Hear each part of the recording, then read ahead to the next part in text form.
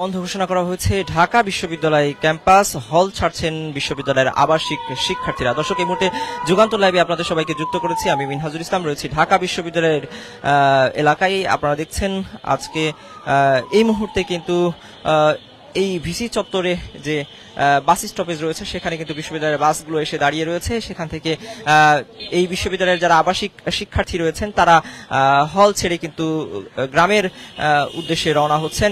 মূলত আপনারা জানেন যে গত 2 দিন ধরে দফায় দফায় সারা দেশে যে ভূমিকম্পের ঘটনা ঘটেছে, সেই ভূমিকম্পের ঘটনার পরে কিন্তু সারা দেশে মানুষের মনে এক ধরনের আতঙ্ক তৈরি হয়েছে। বিশেষ করে রাজধানী ঢাকা সহ দেশের বিভিন্ন স্থানে এই পর্যন্ত প্রায় 10 জনের নিহত হওয়ার ঘটনা কিন্তু আমরা জানতে পেরেছি। এছাড়া আহত প্রায় শতাধিক এর খবর আমরা কিন্তু পেয়েছি। এই ঘটনার পরপরই কিন্তু মানুষের মনে এক ধরনের আতঙ্ক তৈরি হয়েছে। বিশেষ করে ঢাকা বিশ্ববিদ্যালয়ের শিক্ষার্থী যারা রয়েছেন তাদের মধ্যে কিন্তু এক ধরনের আতঙ্ক বিরাজ করছে। বিশেষত তাদের বেশ কয়েকটি হল, এই ঢাকা বিশ্ববিদ্যালয় ক্যাম্পাসের বেশ কয়েকটি আবাসিক হল ঝুঁকিপূর্ণ থাকায় সেখানের শিক্ষার্থীদের যে দাবি, সেই দাবি নিয়ে কিন্তু তারা যেদিন ভূমিকম্প হয় অর্থাৎ গত 2 দিন আগে বিশ্ববিদ্যালয়ের যে কর্মচারী ভবন রয়েছে সেখানে কিন্তু তারা অবস্থান নেয়। বিশেষ করে ঢাকা বিশ্ববিদ্যালয়ের মহসিন হলের শিক্ষার্থীরা তাদের হল সংস্কারের দাবি নিয়ে সেখানে কিন্তু অবস্থান নিয়ে হলটি, সেই কর্মচারী ভবনটি দখলে নেয়। এরপরে গতকালকে আবারও 3 দফায় যে ভূমিকম্পের ঘটনা ঘটেছে, সেই ঘটনার পরে কিন্তু শিক্ষার্থীদের মধ্যে এক ধরনের আতঙ্ক বিরাজ করতে শুরু করে এবং গতকালকেও তাড়াহুড়া করে নামতে গিয়ে সিঁড়ি থেকে পড়ে ঢাকা বিশ্ববিদ্যালয়ের 2টি ছাত্রী হলের বেশ কয়েকজন নারী শিক্ষার্থী আহত হয়েছেন। এছাড়াও গত 2 দিন আগে যে ভূমিকম্পের ঘটনা ঘটেছে, সেই ভূমিকম্পের ঘটনায়ও কিন্তু আতঙ্কিত হয়ে বিশ্ববিদ্যালয়ের যে আবাসিক হল, সেই হল থেকে লাফিয়ে পড়ে বেশ কয়েকজনের আহত হওয়ার খবর আমরা পেয়েছি।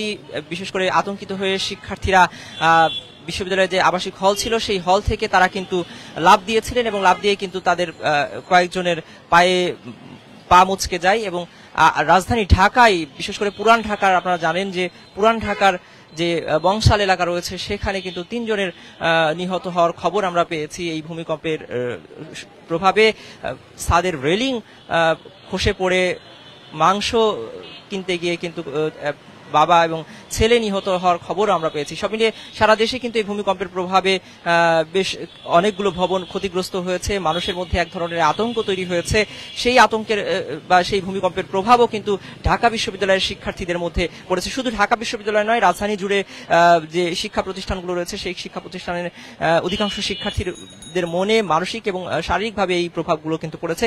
ঢাকা বিশ্ববিদ্যালয়ের শিক্ষার্থীদের কথা বিবেচনায় নিয়ে গতকালকে ঢাকা বিশ্ববিদ্যালয়ের প্রশাসনের অর্থাৎ সিন্ডিকেট সভা অনুষ্ঠিত হয়। সেই সিন্ডিকেট সভায় সিন্ডিকেট সদস্যদের পরামর্শ সাপেক্ষেই ঢাকা বিশ্ববিদ্যালয়ের প্রশাসন মূলত এই যে বিশ্ববিদ্যালয় বন্ধ ঘোষণা করার সিদ্ধান্ত নেয়। মূলত তারা যেটি জানিয়েছে, বিশ্ববিদ্যালয় প্রশাসনের পক্ষ থেকে আমরা যেটি জানতে পেরেছি, যে তারা বুয়েটের যে প্রকৌশলী দল রয়েছে তাদের সাথে পরামর্শ করেছে এবং তাদের কাছ থেকে পরামর্শ নিয়ে তারা জানিয়েছে, বুয়েটের প্রকৌশলী দল জানিয়েছে যে ঢাকা বিশ্ববিদ্যালয়ের যে আবাসিক হলগুলো ঝুঁকিপূর্ণ রয়েছে সেগুলো পর্যবেক্ষণ করতে 4 সপ্তাহ সময় লাগতে পারে।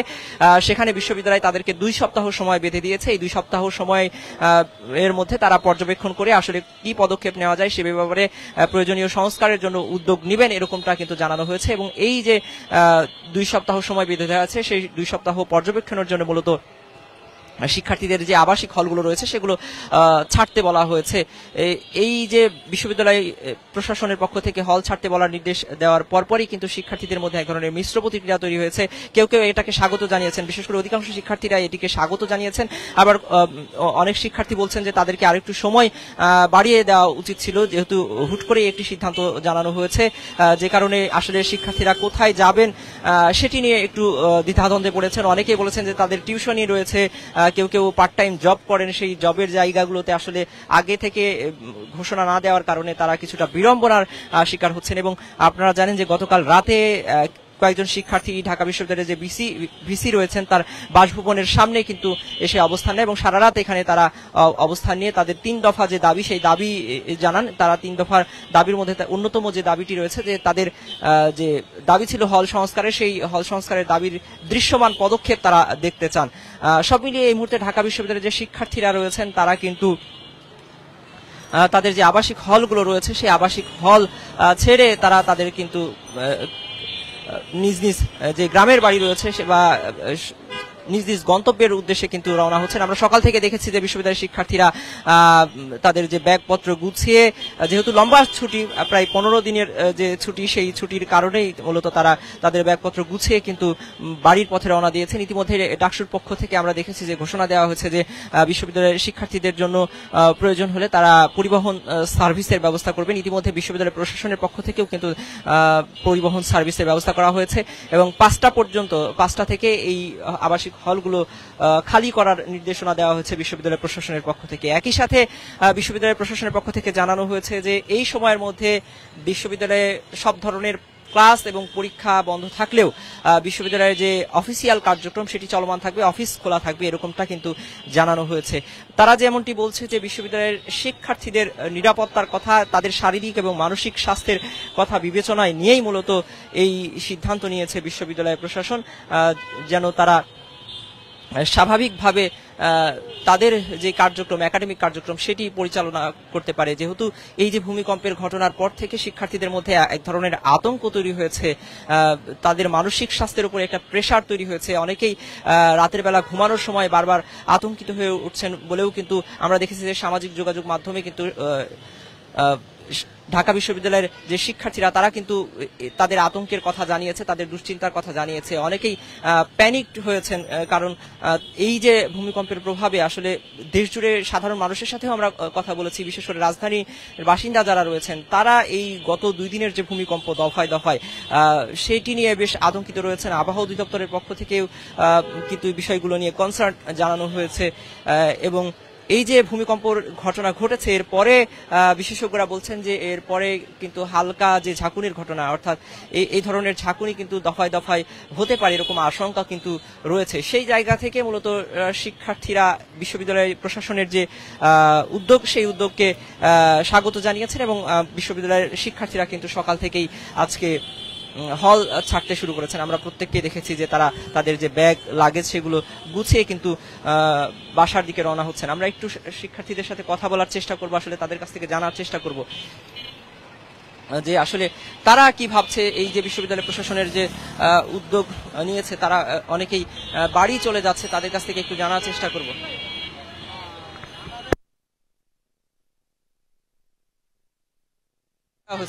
আপনারা বিষয়টাকে কিভাবে দেখছেন? এবং এক্ষেত্রে সাধারণত মনে করি যে হল এখন সবার ক্ষেত্রে যেমন যাওয়ার জায়গা থাকে না, যেমন আমি যেমন আমার বাসার কাছে আমি যেতে পারছি, যেমন খুলনা অনেকে থাকে বা দূর দূরান্তে থাকে, এই মুহূর্তে হঠাৎ করে ছেড়ে দেওয়া আসলে তাদের পক্ষে যাওয়া আসলে কষ্টসাধ্য ব্যাপার।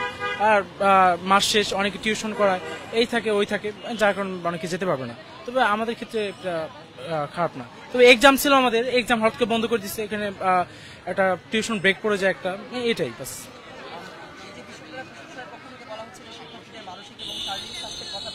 হ্যাঁ হ্যাঁ না, সেটা এক্ষেত্রে তাদের ক্ষেত্রে পুরোপুরি যৌক্তিক মনে করি। কারণ হলো আমাদের যে হলগুলো এটা সেকেলে হয়ে গেছে, ভূমিকম্পের কোনো সুরক্ষা কোনো ব্যবস্থা নাই। তাছাড়া যদি বড় ধরনের ভূমিকম্প কাত হয়ে পড়ে যাবে, এটা সম্ভব। এরকম এই নিরাপত্তা চিন্তা করেই আসলে সাধারণত বিষয়টা দেখা হয়েছে। আপনার সাথে একটু কথা বলি, আপনি কোথায় যাবেন এবং আজকে যে আচ্ছা, আমি মানিকগঞ্জ যাচ্ছি, আমার বাসা কাছে থাকে, আমি মানিকগঞ্জ যেতে পারতেছি। বাট বিশ্ববিদ্যালয় বন্ধের বিষয়টি আমার মানে দুইটা দিকে কাজ করতেছে, একটা পজিটিভ একটা নেগেটিভ। প্রত্যেকটা বিষয়ের একটা পজিটিভ একটা নেগেটিভ ইম্প্যাক্ট আছে। এবং পজিটিভ ইম্প্যাক্ট বলতে বিশ্ববিদ্যালয়ের অনেক হলগুলো আছে, SM হল, তারপরে আপনার আর যে কটা হল আছে পুরাতন হলগুলো, ওগুলার অবস্থা খুবই খারাপ।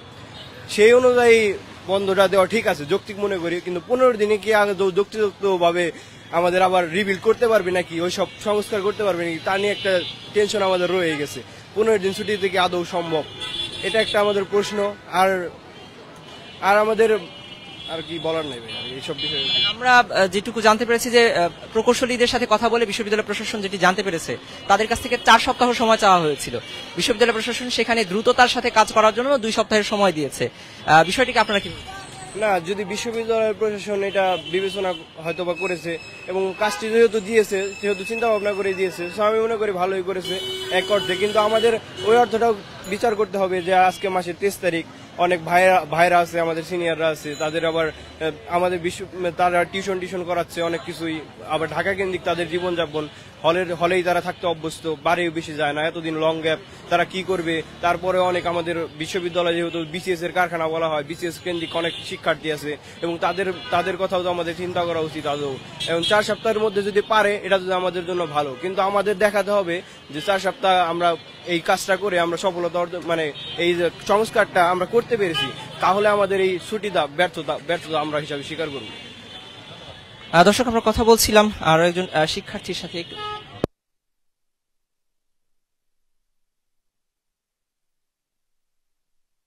পড়েছেন কিনা বা বিষয়টিকে কিভাবে দেখছেন? ভূমিকম্পের যে ঝুঁকির কথা বিবেচনা করে বিশ্ববিদ্যালয় প্রশাসন একটু ট্রমাটাইজের বিষয় ছিল।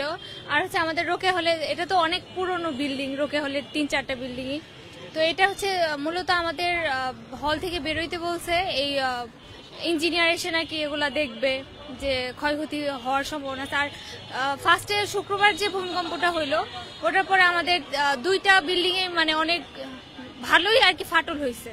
তো এইটার জন্য আর কি মেনলি একটু বেশি প্রেসার দিতেছে হল থেকে যাওয়ার জন্য। এই জন্য বিষয়টিকে আপনারা কি আমার মনে হয় যে যতটা না হচ্ছে তার থেকে বেশি আর কি প্যানিক বেশি হচ্ছে। কারণ অনেক ফেসবুকে ঢুকলেই দেখা যাচ্ছে যে 8 মাত্রায় 9 মাত্রা ভূমিকম্প, এরকম দেখলে সার্ভার আমরা তো এমনিতেই বলবে হ্যাঁ হতে পারে। এইটার জন্যই যার টিচাররা তো রিস্ক নিবে না তার স্টুডেন্টদের নিয়ে, হ্যাঁ দেখতেছে যে বিশেষজ্ঞরা ওনারা বলতেছে যে 8 মাত্রায় বা 9 মাত্রায় ভূমিকম্প হতে পারে, তো এটার জন্য রিস্ক না নিয়ে ওনারা এই সিদ্ধান্ত রয়েছে। এটা মনে হয় যে ভালোই। পরিবহনের জন্য কোনো ব্যবস্থা করছেন? হ্যাঁ, এটা করছে যে বিভাগীয় শহরে আমাদের ভার্সিটি বাসগুলা যাবে। এটা মানে পরিবহন সম্পাদক যারা ছিল, উপদেষ্টারা, ওনারা আর কি করছে যে বিভাগীয় শহরে বাস যাবে। দর্শক, আমরা কথা বলছিলাম আরো একজন শিক্ষার্থীর সাথে। তিনি যেমনটি জানাচ্ছিলেন যে এই যে প্যানিকড হয়ে যাওয়ার কারণে, ট্রমাটাইজ হয়ে যাওয়ার কারণে শিক্ষার্থীদের কথা বিবেচনা করে বিশ্ববিদ্যালয় প্রশাসন এই পদক্ষেপ নিয়েছে। সেটিকে তারা কেউ যেমনটি বলছিলাম যে কেউ এটি নেতিবাচক এবং ইতিবাচক দুইভাবেই তারা দেখছেন বিষয়টিকে।